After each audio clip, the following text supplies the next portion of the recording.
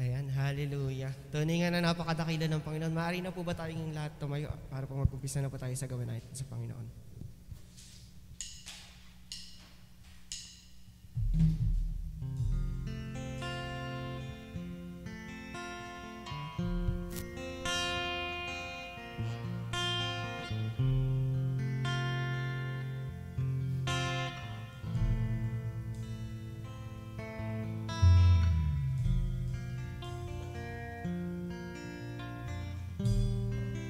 Minsan pa, awitin natin kay ganda ng luklukan. Kay ganda ng iyong luklukan,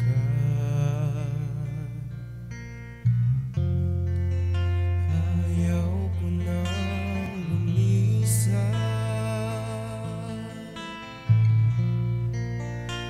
Tibok ng puso mo,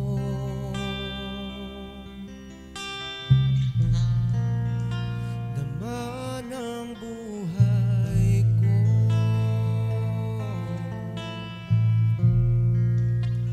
Ako'y uhaw sa'yo.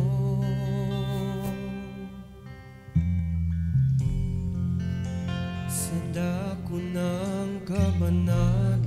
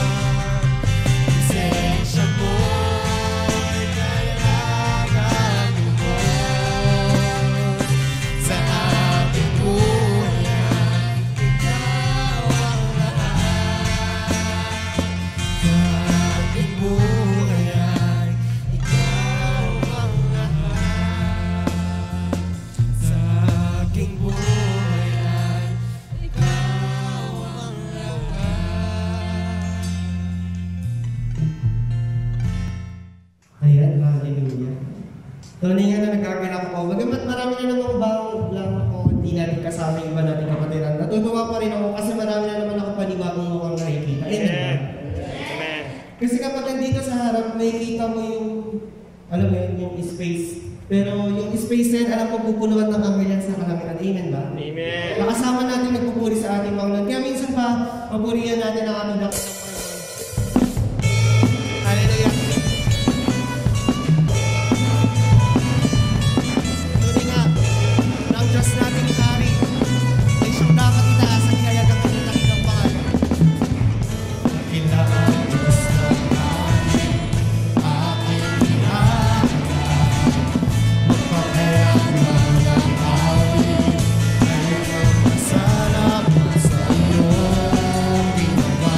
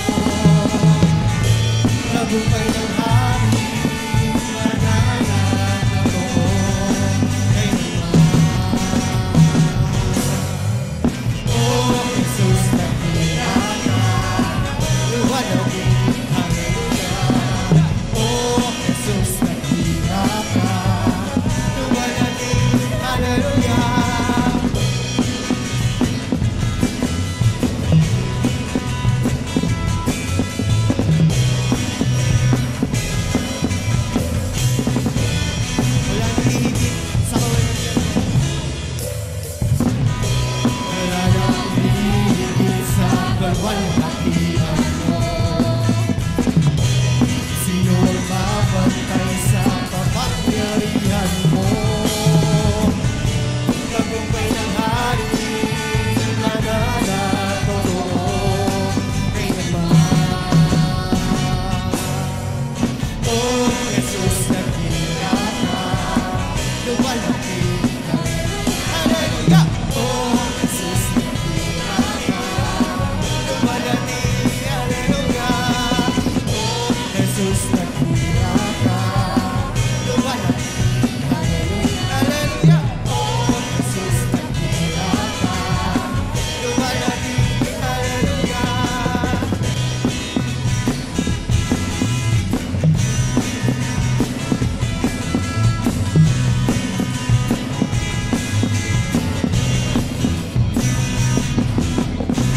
Papuri ko'y ibibigay, buong lakas, buong buhay. Sa'yo, Jesus, hallelujah.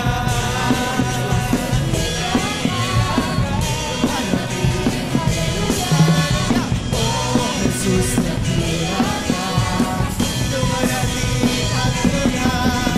Oh, Jesus, nagkita ka, luwalhatiin. Hallelujah. Oh, Jesus, nagkita ka, luwalhatiin. Hallelujah.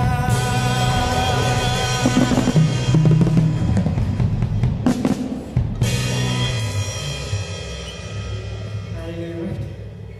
Tuloy nga mo naman ang makakabatay sa inyo, Panginoon. Lord. Alam ko yung katulad, Panginoon.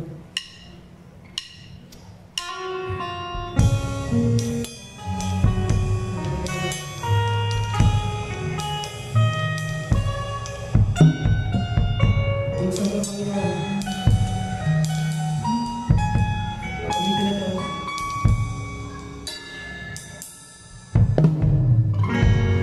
Puso ko, nahilang iyong pagmamahal. Nag-aalap ko na sa tuwing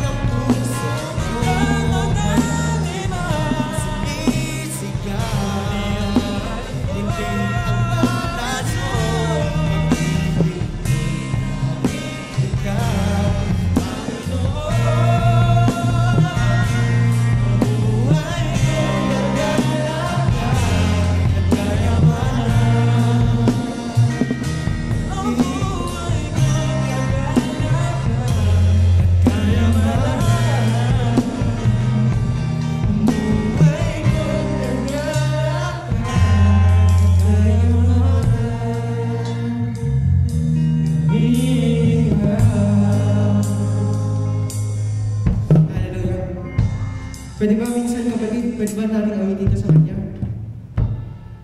Gusto kong marinig ang tinig niyo. Kung gusto kong marinig ang tinig niyo, siguro ang Panginoon gusto niyang marinig ang tinig mo, kapatid. Kaya minsan pa, awitin natin ito. Sa ating buong kalakasan, buong puso.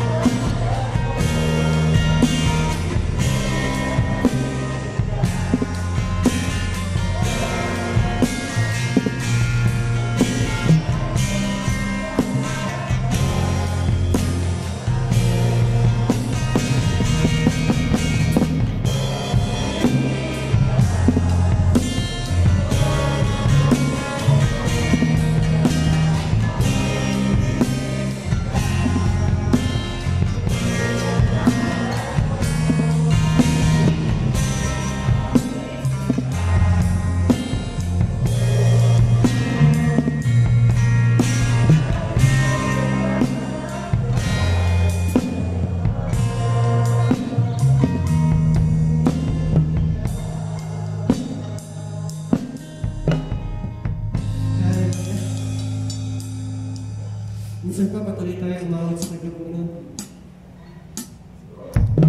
Lord, naririnig mo, Panginoon, ang himig na aming puso. Nais ka namin may puso.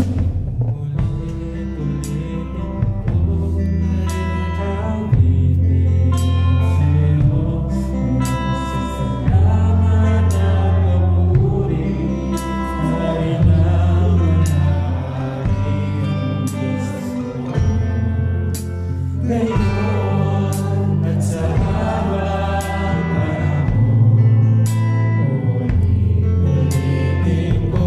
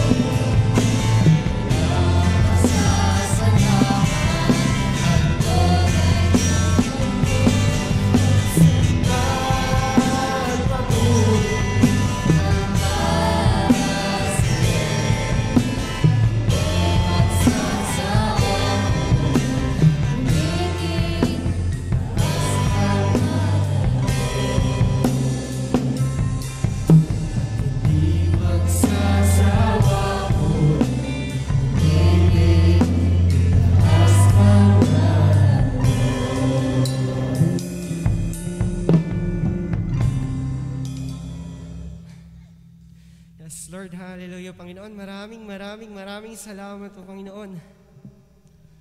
Na napakadakilan niyo po, Panginoon. Kaya minsan pa kapatid, pwede ba nating palakpakan ng ating Panginoon? Hallelujah, Lord. Hallelujah. Hallelujah, Lord. Maraming salamat po, Panginoon. Sa mga awitin na ito, Panginoon, nagsilbing inspirasyon, Panginoon, sa aming buhay, Panginoon. Lord, maraming salamat po, Panginoon. Sapagkat dinako niyo po kami, Panginoon, ng ligtas sa inyong bahanatahanan, Panginoon. Iningatan niyo po kami, Panginoon. At ginabayan po kami ng libo-libong anghel sa kalangitan, Panginoon. Lord, maraming salamat, Panginoon. Sa mga awitin na ito, Panginoon, nagsilbing inspirasyon, Panginoon. Lord, nakikita at nalalaman niyo po, Panginoon, ang nilalaman ng aming puso at isip, Panginoon, na ang aming mga inawit ito, Panginoon, ay para sa iyo, Panginoon, upang ihayag ang iyong dakilang pangalan, Panginoon. Sapagkat, Panginoon, kayo po siyang Diyos naming manggagamot, Panginoon. Tagapagligtas, Panginoon. Tagapagbigay ng pagpapala, Panginoon, ng siksik, liglig, Panginoon, at umaapo pa, Panginoon, sa aming mga buhay, Panginoon. Lord, maraming salamat, Panginoon. Lord, bagamat kulang man, Panginoon, ang salitang pasasalamat, Panginoon. Lord, nalalaman, nakikita niyo po, Panginoon, ang aming puso't, Panginoon, na nais ka naming pasalamatan, Panginoon. Sa mga biyayang siksik at liglig na umaapo, Panginoon. Lord, maraming salamat po, Panginoon, sa aming marininig mamaya, Panginoon, ng iyong mga salita, Panginoon, ay naway siyang, Panginoon, tumalima sa aming puso't isip, Panginoon, at magsilbing aral, Panginoon, sa aming buhay, Panginoon, upang makalakad po kami ng tuwid sa inyong harapan, Panginoon. Lord, patuloy niyo pong linisin ang aming puso't isip, Panginoon, ng inyong banal na dugo, Panginoon, upang maging karapat-dapat po kami sa inyong harapan, Panginoon. Lord, naway ang apat na sulok na to, Panginoon, ay naway siya'y patuloy niyo pong, Panginoon, linisin ang inyong banal na dugo, Panginoon, at protektahan ng libo-libong anghel sa kalangitan, Panginoon, upang ang gawa ng kaaway, gawa ng masama, Panginoon, ay hindi siya manatili, Panginoon. Kaya minsan pa, ang lahat ng anak ng Diyos ay magsabi ng malakas na Amen. Ayan. God is good. And all the time, God is good. Ayan. Palakpakan po natin muli ang ating Diyos na buhay. Ayan. Actually, marami tayo ngayon. Hihihalan talaga tayong upo sa harapan.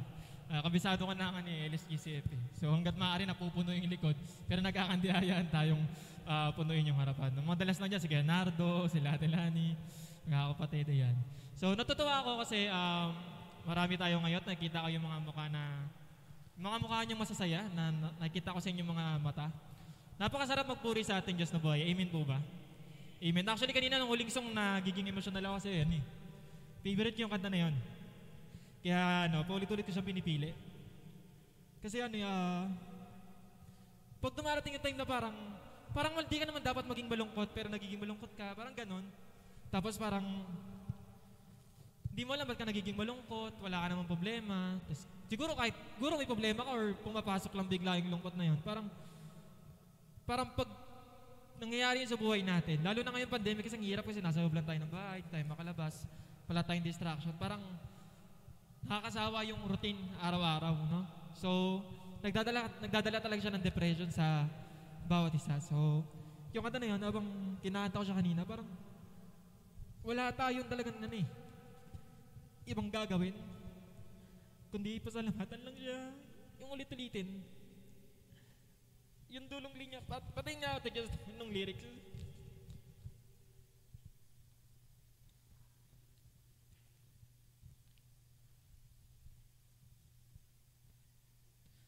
Ayan, sabi, pagsamba at papuri ay para sa iyo. Bilang pasasalamat, handog ay buhay ko. Pagsamba at papuri ay para sa iyo. At hindi magsasawang ulit-ulitin.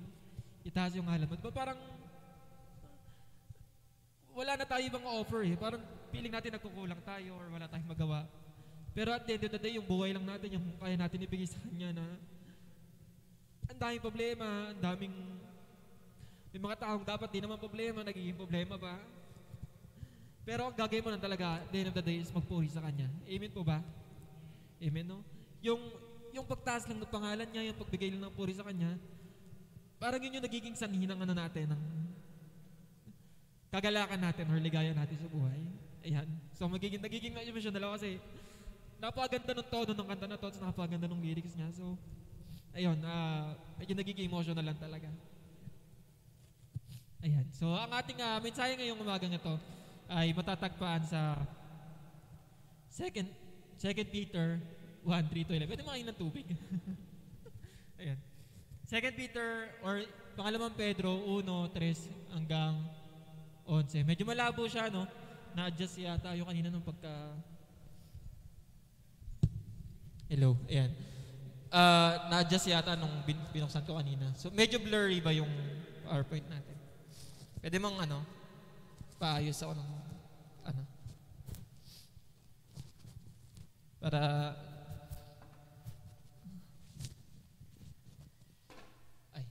doon na lang.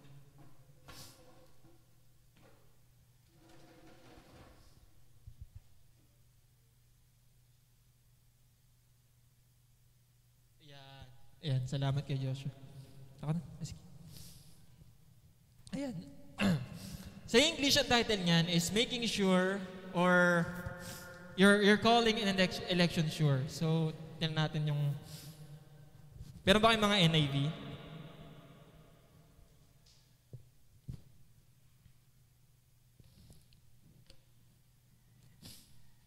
Ayan. Ang title niya sa NIV is Confirming One's Calling in Election Sure. Actually, may sure yung sa title ng Bible na pinagkuhanan ko. Pero, ang gusto kong gawin title niya sa Tagalog ay paalala para sa mga hinirang. So, lahat ng anak ng Diyos, lahat ng nakilala sa ating Diyos na buhay or kay Jesucristo, ay tayo'y mga hinirang. Naniniwala po ba tayo doon? Amen. Inihirang tayo sa anong mga bagay, no? Sa kanyang kalubalatian, sa darating na kaligtasan, at sa mga pagpapalang na binibigay sa atin bilang kanyang mga anak. So basahin muna natin ang pangalawang Pedro 1:3 hanggang 11. Ayan. Pinagaloob sa atin ng kanyang banal na kapangyarihan ng lahat ng mga bagay na kailangan sa buhay at pagiging makadiyos. So magitan ng pagkakilala sa kanya na tumawag sa atin sa kanyang sariling kaluwalhatian at kabutihan. Gayon niya ay pinagkaloob sa atin ang kanyang mahalaga at mga dakilang pangako upang sa pamamagitan namang ito ay makatakas kayo sa kabulokang nasa sanlibutan dahil sa masamang pagnanasa at maging kabahagi kayo sa likas ng Diyos. Dahil dito, sikapin ninyong idagdag sa inyong pananampalataya ang kabutihan, sa inyong kabutihan ang kaalaman, sa inyong kaalaman ang pagpipigil sa sarili, sa inyong pagpipigil sa sarili ang katatagan, sa inyong katatagan ang pagiging makadiyos, sa inyong pagiging makadiyos ang pagmamalasakit sa kapatid, at sa inyong pagmamalasakit ang pag-ibig. Kung ang mga katangian ito ay taglay ninyo at pinagyayaman, ang inyong pagkakilala sa Panginoong Jesucristo ay hindi mawawala ng kabulahan at kapakinabangan. Ngunit kung wala sa inyo mga ito, kayo ay parang bulag at hindi nakakita at nakalimot na nilinis na kayo sa inyong mga kasalanan. Kaya nga, mga kapatid, lalo kayong maging masigasig upang matiyak ninyo na kayo ay tinawag at pinili ng Diyos. Kung gagawin nyo ito, hindi kayo matitisot. Sa ganitong paraan, kayo'y malugod na papapasukin sa walang hanggang kaharian ng ating Panginoon at tagapagligtas na Jesucristo. Manalangin po tayong saglit. Dakilang Diyos, mapagpalang Ama, maraming salamat po sa umagang itong pinagkaloob niyo sa bawat isa. Tunay nga po, Lord, na sa inyong lahat ng pagpuri. At wala kaming ibang dapat gawin, sambahin ang ngalan mo, Panginoon. Nawa po, Lord, sa umagang ito ay gabayan niyo po ang inyong mga anak.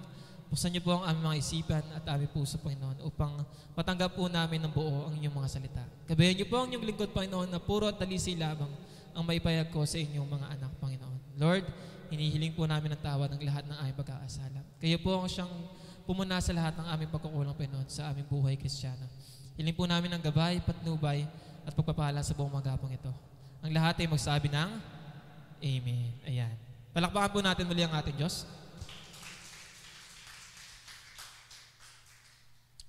So muli ang pamagat ng ating tatalakayin ngayong umagang ito ay paalala para sa mga hinirang. So meron lang tayong dalawang puntos, may lang yung message natin. Meron lang tayong dalawang bagay na kailangan natin tandaan.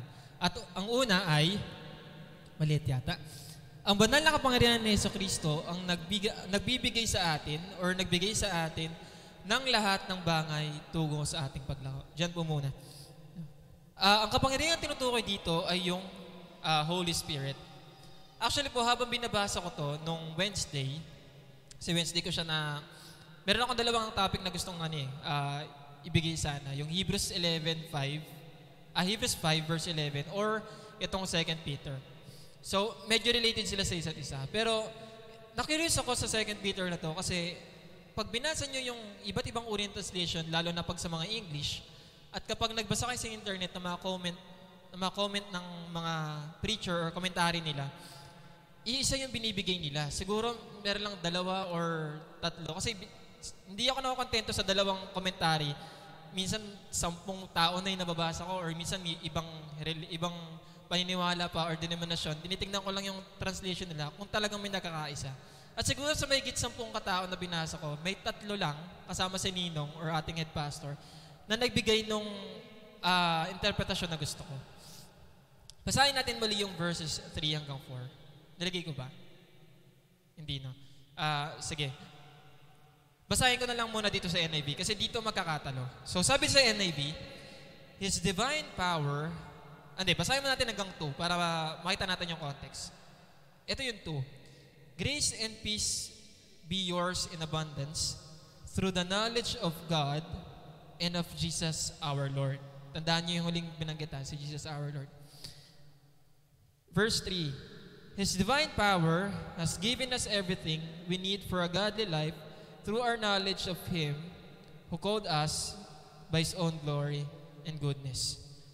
Kung mapapansin natin, hindi ako nag-pause dahil sa NIV, walang kuwit or walang tuldok yung buong verse 3. Ngayon, pag binasin natin dito sa Tagalog, actually po yung verse 3 and 4 ko, galing yan sa Biblia. Then yung 5 hanggang 11 ko, galing sa Magandang Balita. Kaya nag-iba yung uri ng pagsulat bigla. Basahin natin sa Tagalog. Ipinagkaloob sa atin ng kanyang banal na kapangyarihan ang lahat ng mga bagay na kailangan sa buhay at pagiging makadiyos. Nilagyan ng kuwit. Sa pamamagitan ng pagkakilala sa Kanya na tumawag sa atin at sa Kanyang sariling kaluwalhatian at kabutihan. So, sinong tinutukoy dito yung Kanya? Pag binasa natin, kung meron kayong magandang balitang hawak, anong nakasulat yan? Kanya o Diyos? Sino may hawak ng magandang balita? Aninong translation na Tagalog na Diyos ang nakasulat, na malaking D? Taas ang kamay? Yung mga Kuya Jowo, yan. Diba? Diba? Ang nakalagay sa ating Bible, sa magandang balita, Diyos. So, in translation, in context, kapag nakakita tayo ng Diyos na malaki, kadalasan na tutukoy dyan ay si Yahweh or ang Ama, ang Diyos Ama. Tama ba? So, sinasabi ng magandang balita at may kuwit pa siya, sabi niya dito na ang Ama ang nagbigay sa atin ng kapangyarihan. Basahin natin sa magandang balita. So, tinutukoy dito ng verse 3 sa magandang balita na galing sa Diyos yung divine power na tinutukoy. In sense or in general sense, tama yon. Kasi ang Diyos, ang Anak, ang Ama, at ang Espiritu Santo ay isa. So, ang lahat ng kapangyarihan ay nagmula sa Yahweh or Yahweh, sa Yahweh. Nagmula kay Yahweh. Pero hindi yun yung pinagdidiinan ng ating verses. Sinabi nga sa 2, yung huling noun na binanggit doon ay si Jesucristo. Sabi dito, through the knowledge of God and of Jesus our Lord. Kaya maganda yung ginawa ng ang Biblia dahil ang ginawa niya ay mula sa Kanya. Meaning, tinutukoy niya yung huling noun na binanggit mula sa verse 2. Basahin ko lang sa inyo yung magandang balita.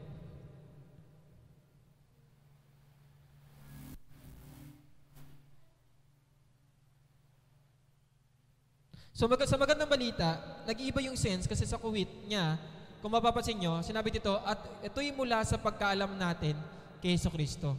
So ang pinagdidiinan ng magandang balita ay si Jesucristo, hindi ang Ama.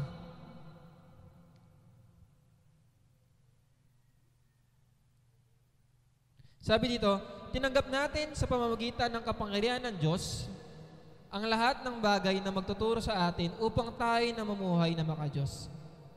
So, tinutukoy dito yung Ama sa magandang balita. Ito'y dahil sa ating pagkilala kay Jesus na siya ring tumawag sa atin upang baginan tayo ng kanyang kaluwalhatian at katakalaan. So, nagkaroon ng nabanggit yung 2 persona sa magandang balita. Ngunit, kung titingnan natin yung context, ito ay sa uri ng context na ginamit dito, kung ano yung unang noun na ginamit or unang nabanggit, which is of course our Jesus Christ, siya yung tinutukoy dito sa buong verse 3. Kaya originally, pag nakita natin yung King James, New King James, and ESV, makikita natin na yung buong verse 3, ang tinutukoy niya lang ay si Jesucristo. No? Na sinabi dito na nung tinanggap natin si Jesucristo, nung nakilala natin siya, pinagkaloob sa atin ng ano? Ang banal na Espiritu. No, kung babasahin natin ito, ipinagkaloob sa atin ng kanyang banal na kapangyarihan or yung Espiritu Santo, ang lahat ng mga bagay na kailangan sa buhay at pagiging maka-Diyos. Bakit crucial yung translation na yun? No? Kasi pwede yung magkaroon ng dalawang thought. Pinagdidiinan dito yung pagkakilala natin sa anak.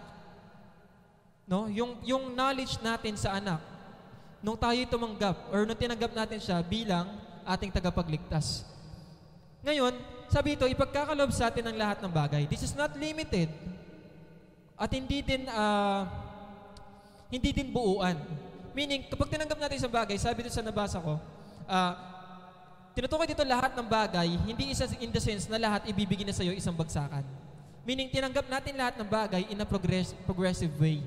Tuwing hinihingi natin or nararapat siyang binibigay sa atin kapag kailangan na natin. Diba? Kasi yung mga Kristiyano, parang tayong pag may kailangan tayo at hiningi natin, gusto natin, binibigay na agad ng Diyos. Lagi tayong nakukulangan. Laging hinihiling natin na, Lord, gusto ko sanang ganito. Pag graduate ko ganito, nasa atin yung plano. Nasa utak natin dapat na ito yung mangyari, pero hindi natin kinoconsult. Ano nga ba yung plano sa atin ng Diyos? Ano ba yung binibigay niya sa atin? No? Ano yung mga blessing na narapit sa atin? Sabi dito, na kailangan sa buhay at pagiging maka-Diyos. Lagi pinagdidikit yung dalawang bagay na yan. Isang komentaryong nabasa ko or isang translation na ginamit niya dito. Nung sinabi niyang sa buhay, kasi buhay lang ang nakalagay dito. Ang buhay natin dito ay ang buhay natin bilang isang Kristiyano. Sa lahat ng pangangailangan natin, sa lahat ng mga bagay na dapat nasa isip natin, no? Mapasalita man yan, physical or spiritual na blessings. Binigay yan sa ating lahat nung tinanggap natin si Jesus at pinagkaloob sa atin ang Espiritu Santo. Sabi dito, na sa pamamagitan ng pagkakilala sa Kanya na tumawag sa atin sa Kanyang sariling kaluwalhatian at kabutihan. No? Sa pamamagitan ng pagkilala natin sa Kanya. Actually, tama naman na yung magandang balita doon eh. Pag tinignan mo sa NIV, through the knowledge of Him. Sa kaalaman natin kay Jesus nung tinanggap natin siya. Kayo ba, nung tinanggap niyo si Jesus, may nagbago ba sa inyong buhay? Is it evident na mayroong pagbabago sa inyo?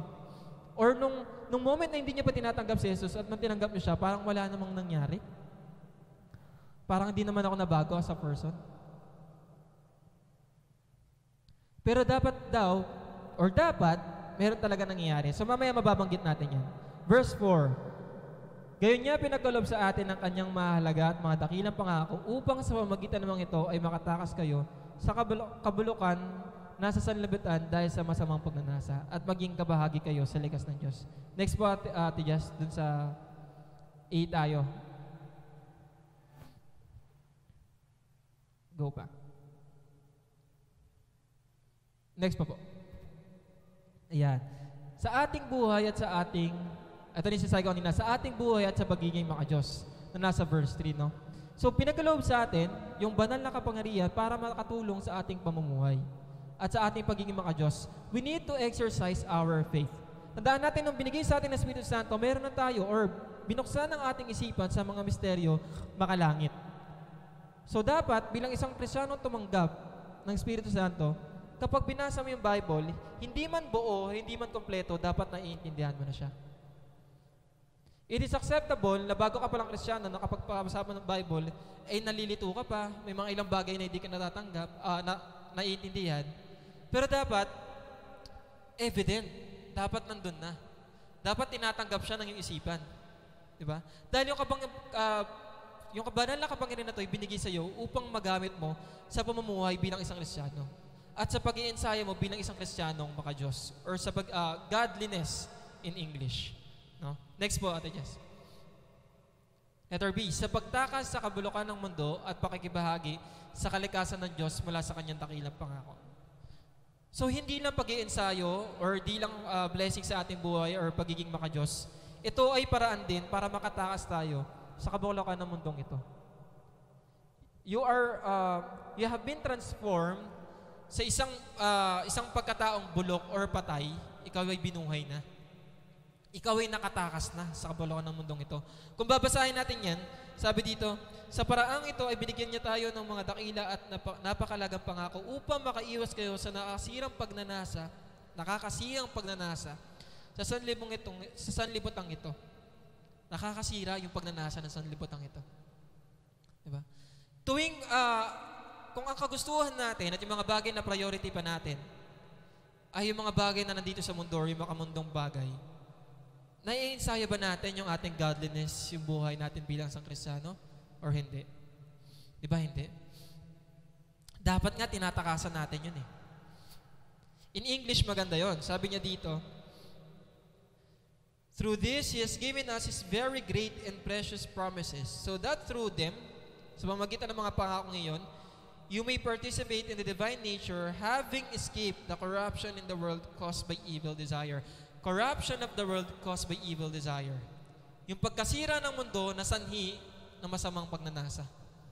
Nasisira ang mundo dahil sa masamang pagnanasa ng mga taong naririto. Bakit nga ba nasisira ang kalikasan? Bakit nga ba nasisira ang mga bundok? Bakit nasisira yung katawan ng tao? Ano bang pagnanasa yung iniiling natin? Tandaan natin na pagnanasa ng mundo ay kailangan lang nila masatisfy yung kanilang sarili. Kung wala bang nagnanasang yumaman, magkaroon ng sariling business, sa tingin niyo ba hindi mababakbak yung mga kabundukan natin? Naalala ko habang naglalakad kami pag nakita namin yung bundok ng Montalban. Actually, hindi yun talaga yung pangalan niya. Hindi yun naman yung bundok ng Montalban eh. Pag nakita mo yung bundok na yun, dati yun nung bata kami, siguro mga 2000 or 2002, 2004, green pa yan eh, talagang totally green. Tapos may ilaw pa sa taas, no? Ngayon, pag tumitig ka, kulay brown na, tapos may tapyas na sobrang laki. Diba? Sa sobrang laki na pagnanasa ng mga private company na ito na yumaman nila, in their corrupted minds, wala na silang pake sa natural blessings na pinagkaloob sa atin. Bakit? Kung di natin sisirain yun, marami ka pang pwede pakinabangan doon. Kung puputulin mo yung puno, tatanim ka ulit, meron tayong great resource. Diba? Ngayon, that is in sa mababaw na sense. Ngayon, yung kasiraan ng mundong ito na sanhi ng masamang pagnanasa, ito yung kasiraan ng paniniwala, no? Ng ating pagkatao, the corruption of our spirit sa maling pagnanasa. Pagnanasa nating makuha yung mga bagay na hindi natin gusto. Na wala namang benefit sa atin bilang isang Kristiyano. Nasisira natin mismo yung ating sarili. Nasisira natin yung ating pagkatao. Yung ating spirito. Nadaan natin na habang patuloy tayong gumagawa ng kasalanan, tayo'y pinapatay natin ng pinapatay yung ating spirito. Next po, ate. 2. Ang paglago ay dapat nakikita sa ating pananampalataya. Ngayong alam na natin na merong binigay sa atin na banal na kapangyarihan upang makatulong sa ating paglago, ano yung dapat nating gawin? No? Kasi in a sense, nasa atin na lahat eh. Nung tinanggap natin si Jesucristo bilang ating tagapagligtas, pinagkaloob natin ng Espiritu Santo, binuksan ang ating isipan sa lahat, sa misteryo ng Biblia, nakilala natin ang Ama. No? It has benefits your spiritual and physical life. Ngayon, ano ang kailangan natin gawin? Basahin po natin. Next. Sa pamamagitan ng pagdagdag ng mga katangiang mula sa Espiritu. Ito ay matatagpuan sa verses 5 hanggang 7. Ito makikita natin mayroong progression na tinatawag. Verse 5, dahil dito, sikapin ninyong idagdag sa inyong pananampalataya, una ay kabutihan. Or ang English, goodness. Sinimulan sa goodness. Bakit? Sa oras ba na tumanggap ka, or na tinanggap mo si Jesucristo bilang iyong tagapagligtas at meron ka ng pananampalataya, yung ugali mo ba bilang isang tao kita sa iyo ay ang pagiging mabuti mong tao. Hindi man agad totally mabuti ka, pero makikitang nag-transform ka as a human being na merong Kristo sa iyong buhay. Amen? Amen. So una mo idagdag sa iyong pananampalataya ay kabutihan. Next, sabi sa inyong kabutihan ang kaalaman. Ngayon, isa ka ng mabuting tao na naniniwala sa Diyos. Sapat na ba yun? Okay, tinanggap ko si Jesus, ligtas na ako. Magiging mabuti ako sa aking kapwa, sa aking kapatid. Pero hindi ka naman nag-aaral ng salita ng Diyos or wala kang alam sa katotohanan. Enough na ba yun? Tas wala kang alam sa salita or merong alam pero mababaw lang. Is that enough sa atin bilang isang Kristiyano? Sinabi dito na dapat, after nun, lagyan mo ng kaalaman. No? Magbasa ka. Dapat, ang isang Kristiyano daw ay isang Kristiyanong maalam. Or in English, goodness to knowledge.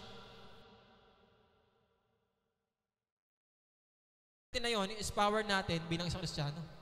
Kapangyarihan ng ating espiritu. Nabubusog ng ating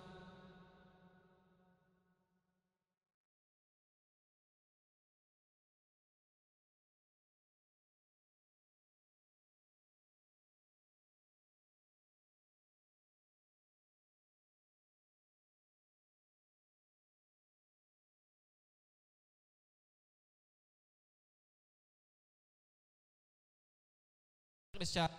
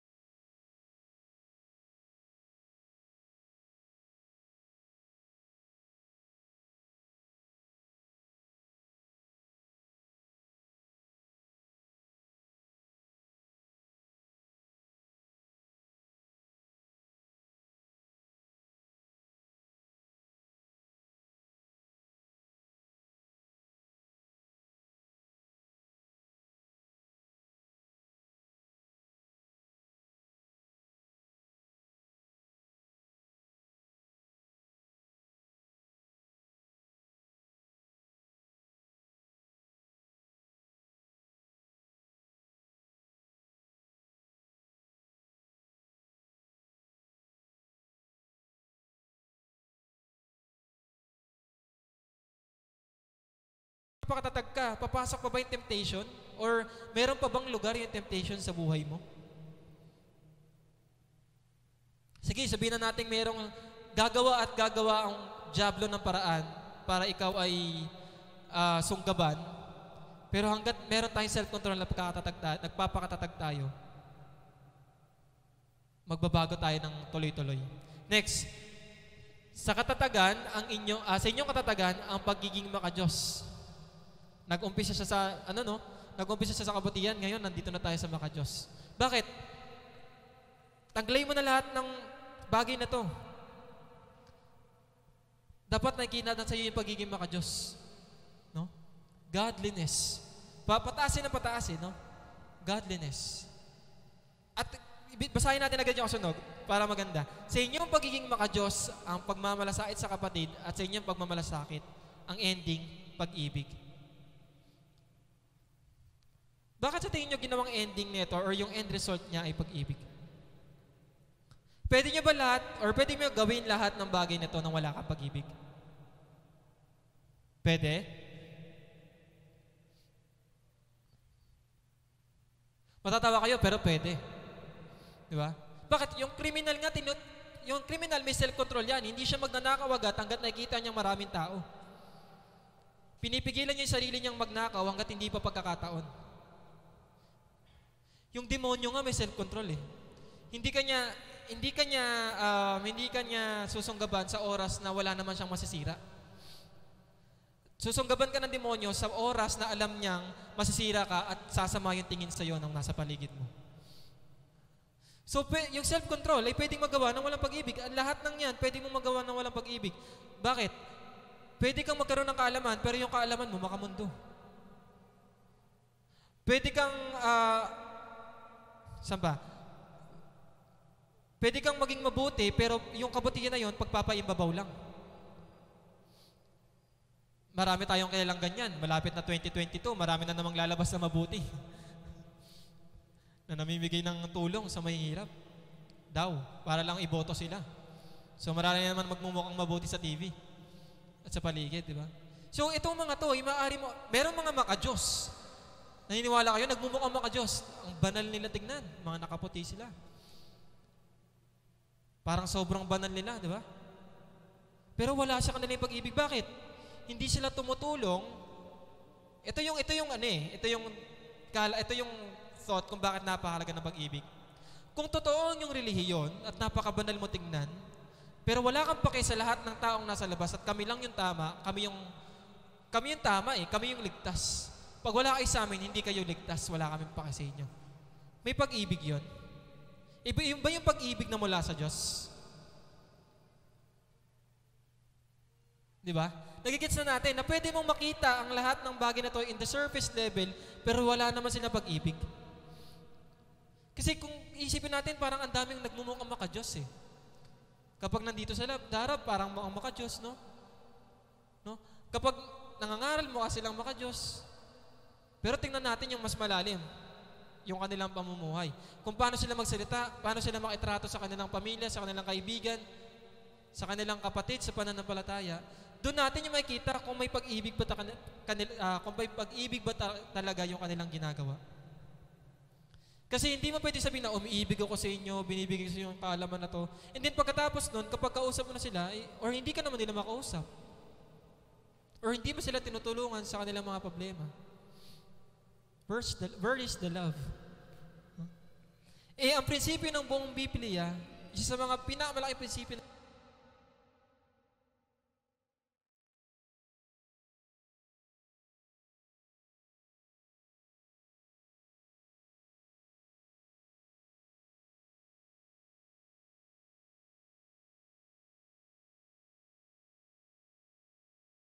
for God so loved the world that He gave His only begotten Son. Nakasulat doon sa likod, sa John 3:16.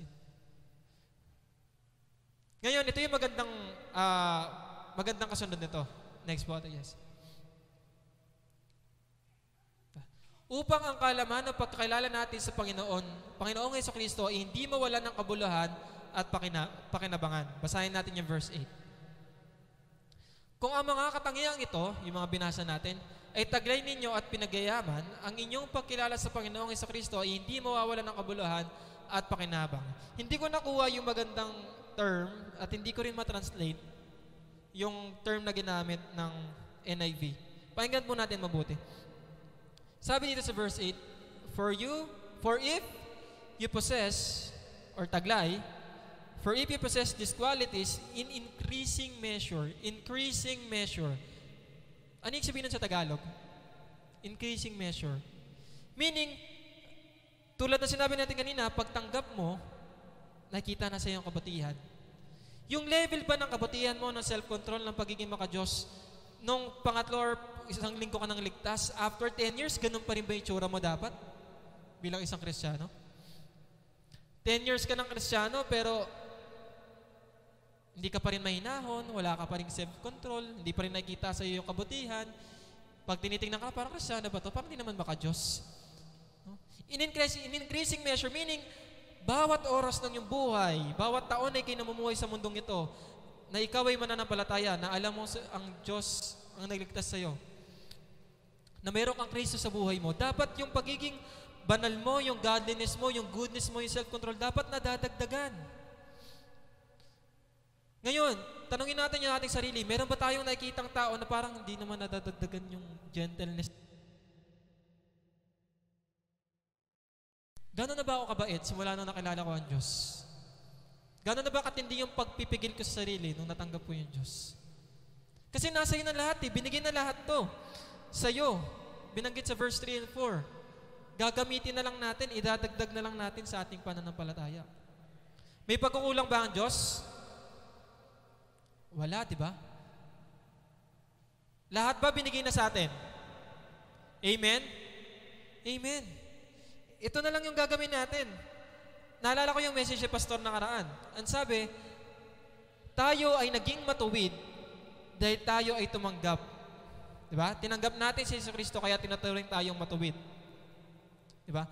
Yung mga, ano yung tinanggap na mali yung daan nila or sila yung gumagawa ng paraan para magmukha silang matuwid. Ano yung pwede maging flow ng argument na yun? Iyon ay in the sense na hindi pa sila ligtas. Meaning sila yung gumagawa ng mabuting bagay para sila ay maligtas. Ngayon, ikaw ligtas ka na, kailangan mo gumawa ng matuwid. Kaya nga ang utos ni Paul, for this very reason, make every effort to add. Ikaw yung magdadagdag. Ikaw yung kikilos. Kasi gagabayan ka naman ng Espiritu Santo sa iyong pagkilos. Hindi yung aasa ka na lang, tinanggap ko na si Jesus, nasa akin ng Espiritu Santo, magbabago din ako, naniniwala ako. Hindi ko na kailangan gumalaw. Hindi ko na kailangan mag-act. Hindi ko kailangan dagdagan yung pananampalataya ko. Kasi binigyan na sa akin lahat eh. Mangyayari yon pagdating ng araw. Ganun ba ang attitude natin dapat bilang isang Kristiyano? Di sana hindi na tayo nag-aaral ng Biblia. Kasi naniniwala Diyos naman ang nabago sa akin, tinuring niya naman ako matuwid. Sure na magbabago ako. In the sense, tama yon. Bakit? Kasi meron tayong Holy Spirit. Pero we have our part. Meron tayong parte doon. Dapat tayo yung kumikilos. Dapat pinalalago natin yung sarili nating kaalaman. Kaya nga binabasa natin ang Biblia every day. Nag-aaral tayo ng salita every Sunday. Kung 1 year ka ng Christian at hindi pa rin nakikita sa ating buhay, tanungin natin ang ating sarili, saan ba ako nagkulang? Parang may linyang ganun na palabas, no? Saan ba ako nagkulang? Pero dugtungan natin, saan ba ako nagkulang bilang isang Kristiyano? Diba? Tanungin natin ang ating sarili. May next pa ba doon? Letter B? Last na ano na yan. No? Hindi maaaring hindi ka kumilos. Kung mapapansin nyo, nilagay ko doon sa kaninang puntos ko, sa pangalawang puntos, sabi dito, yan, ang paglago ay dapat nakita sa pananampalataya. And then letter A, nilagay ko yung Espiritu Santo na word. Kahit wala naman yung, sabi lang dito, for this very reason, make every effort to add to your faith. Hindi binanggit yung Espiritu Santo. Bakit? Itong lahat ng katangian na nabanggit na to ay galing sa Espiritu Santo. Na nabanggit din sa Galatia. So tanggapin natin yung pagbabago na nasa sa atin. Na binibigay sa atin ng Espiritu Santo. Huwag natin hayaang, ano yung Tagalog, maglament? Magpigati ang Espiritu Santong nasa sa atin. Bakit? Kasi tinatanggihan natin yung pagbabago. Baka masyado tayo nakafocus sa lahat ng bagay na makamundo. No? Sa mga bagay na material, sa mga pangarap mo sa buhay na yumaman, na napapabayaan mo na yung salita ng Diyos. Tandaan natin na our faith and our salvation is bigger sa ating dreams lang dito sa mundong ito. Kasi after mong mag-gain yung knowledge, lahat ng wisdom ito, yung kayamanan, susunod lang yan eh. Tandaan natin lagi yung term na increasing measure.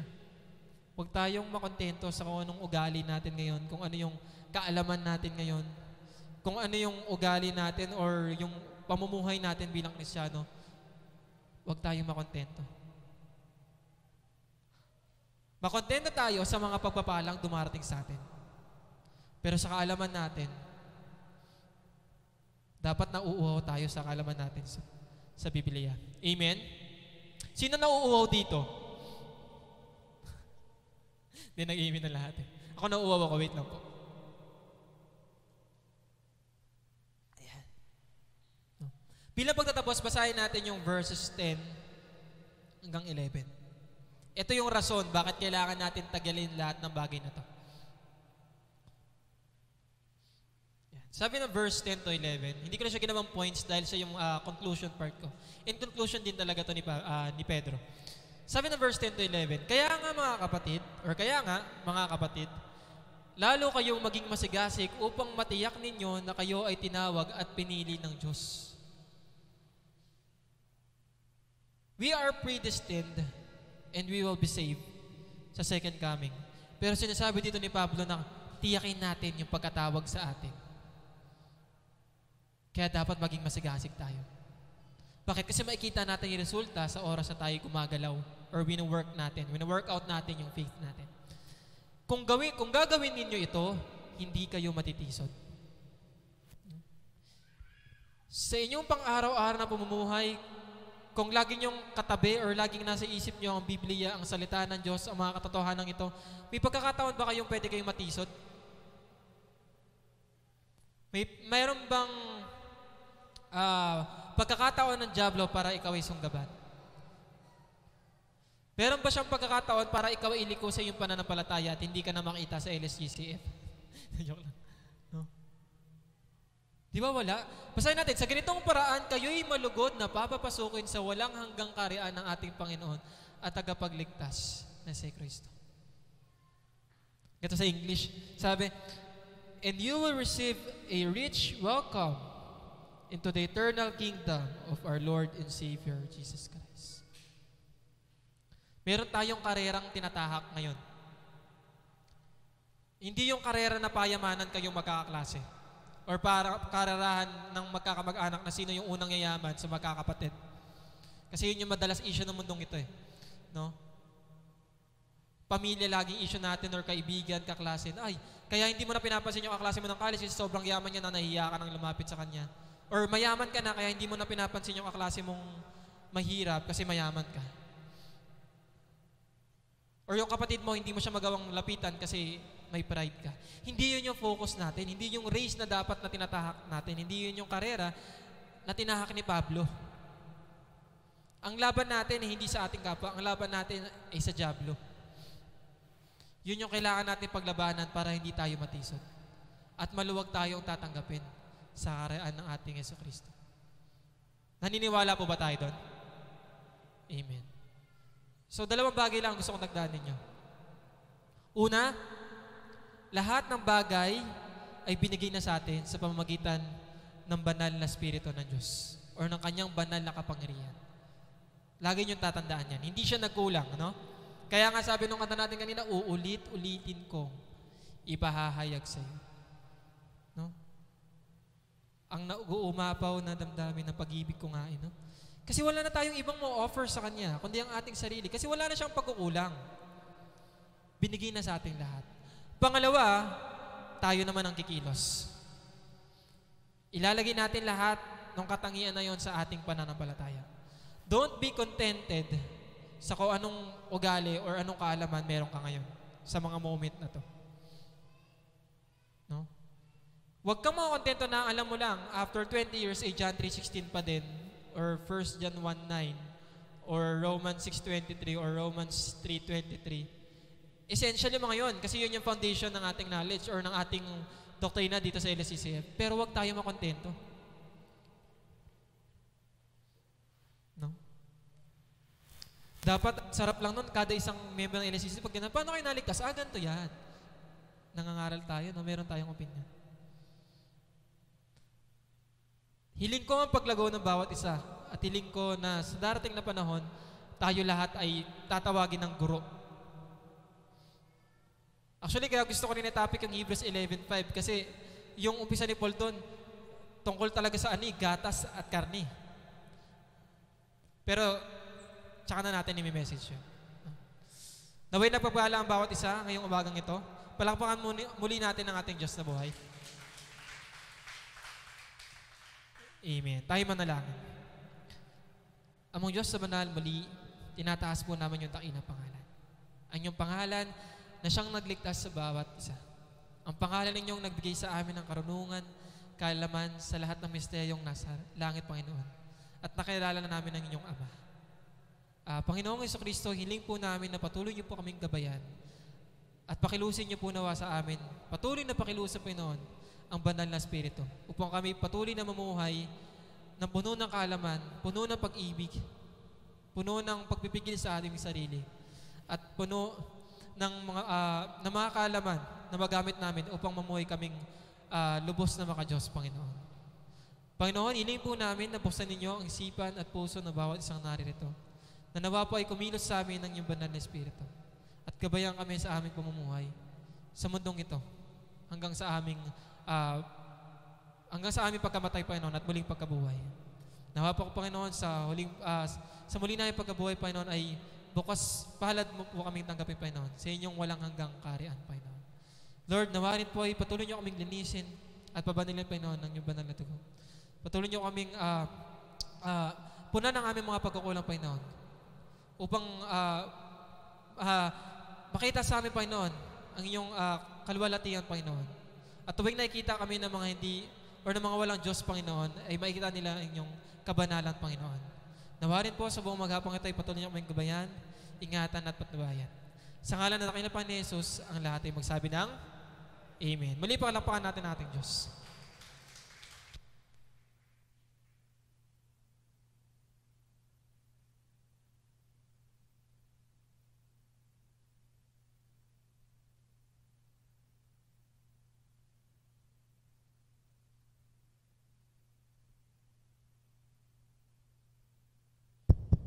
Sige po, tayo ay tumayo.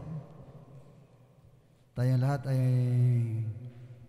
magbasa ng salita ng Diyos patungkol sa ating pong pagkakaloob. Palakpakan po natin ang Panginoon. Ito po ay sinasabi ni Pablo, ang bawat isa ay dapat magbigay ayon sa kanyang pasya, maluwag sa loob at hindi napipilitan lamang, sapagkat iniibig ang Diyos ang nagbibigay na may kagalakan. Purihin po ang salita ng Diyos. Tayong lahat ay manalangin. Dakilang Diyos, mapagpalang Ama, kami po ay lubos na nagpapasalamat sa iyong dakilang mensahe na aming pong napakinggan na hinatid ng iyong lingkod. O Diyos, patuloy niyo pong palaguin sa aming pong puso na ang iyong salita ay maging sandata sa araw-araw ng aming buhay. Ganon din po, Panginoon, sa mga kaloob na ito, ay lubos niyo pong pagpalain, basbasan niyo po, upang ito ay maging kagamit-gamit para sa iyong banal na gawain. Sa iyo po ang walang hanggang pasasalamat. Sa pangalan ni Jesus, kami lahat ay magsabi ng Amen.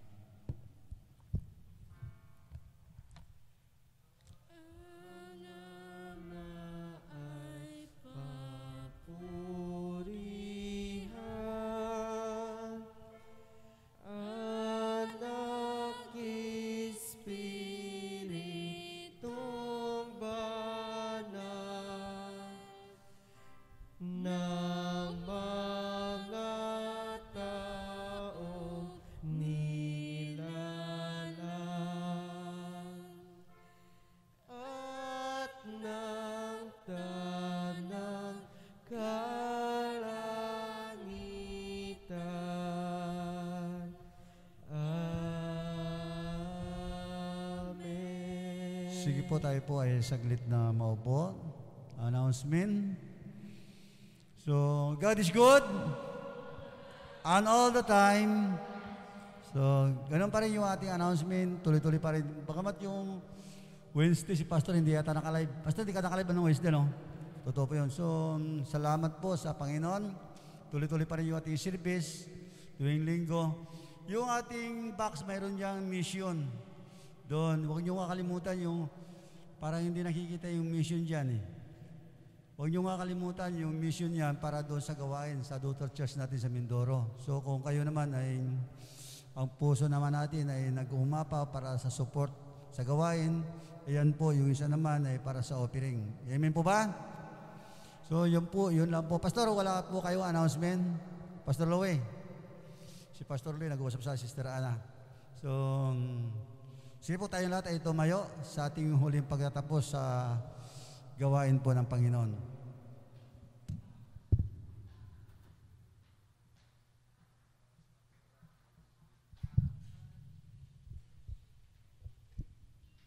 Ayan, hallelujah. Bago po tayo siguro magtapos, no? Pwede po bang batiin natin yung mga tatay natin dyan na Happy Father's Day? Pwede po ba? Ayan. Wag naman natin kakalimutan na Father's Day ngayon. So yan, sa Happy Father's Day po sa lahat. Kaya minsan pa, ayan, hallelujah. Tunay nga na napakadakila ng ating Panginoon, no? Kaya minsan pa sa panghuling awitin po natin, Kamangha-mangha.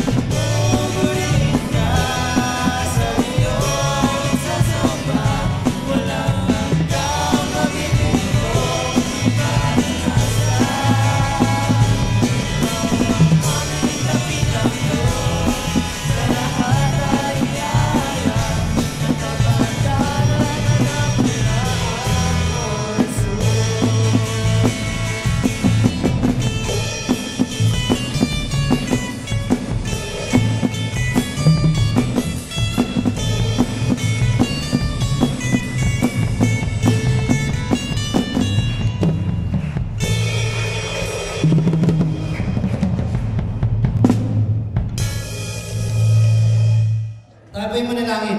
Ama namin Diyos na makapangyarihan sa lahat.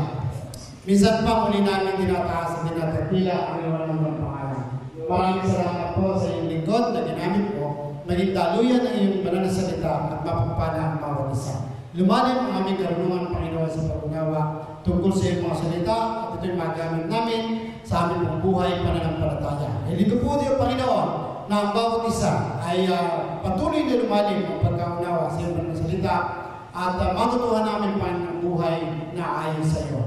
Panginoon, Kaya lumalapit kami sa iyo at patuloy ang aming mga kapatid at hindi namin kasama ngayon. Nawa sa susunod na pagkakataon ay makasama namin sila sa aming paglilingkod sa iyo. At kung meron ng Panginoon kami mga kapatid na may mga karamdaman o anumang uri ng problema o good Lord ay lapit namin sa iyo. Samahan mo po sila, tugunin mo Panginoon ang kanilang pong pangailangan. Lalo-lalo Panginoon sa Esther, Lord, at dalangin po namin na alam kong ginagamit ng kaaway, ang karamdaman, physical, at dinig namin sa Lord, nalalaman mo kanyang puso at isip na nais niyang maglingkod sa iyo. Kapagan mo po Panginoon, aming kapatid dito, at kung kayo po ang siyang masusunod, paggalingin mo Panginoon ang kanyang karamdaman. Maging sino man Panginoon, sabi po mga kapatiran, ay nilalapit namin sa iyo Panginoon. Tignutuhot, kami po nagmamakawa na paggalingin mo po sila Panginoon at sila patuloy na makapaglingkod sa iyo. Sa amin din po mga kapatiran Panginoon, nasa ibang bansa, hindi po namin patuloy mo silang ingatan, patuloy mo silang samahan Panginoon sa kanilang pong buhay at bigyan mo silang ng kagalakan sa kanilang puso. Magiging sa amin pong mga gawain Panginoon, prayer meeting, sa amin pong pag-aaral, at sa aming pagsamba, patuloy mo kami samahan, Panginoon. Patuloy mo kami patawarin at ilisin sa lahat ng aming mga kalikuan. Ganun din po, sa aming pong bansa, patuloy mo namin din, Panginoon, na samahan mo po ang aming Pangulo, hanggang sa pinakamababang pulungan, Panginoon, na namumuno sa aming bansa. Patuloy mo silang ingatan at pagpalain, Panginoon, sa kanilang pong mga gawain. Ngayon po, ang aming mga doktor, mga nurses, Panginoon, ililip po namin na patuloy mo silang samahan, patuloy mo silang ingatan sa kanilang buhay, at sa akin, Panginoon, ay ikaw po ang mayatas at matapida sa lahat ng pagkakataon. Sabihin niyo nawa ang pagpapala at kapayapaan mula sa Diyos na ating Ama at Panginoon sa Kristo. Amen.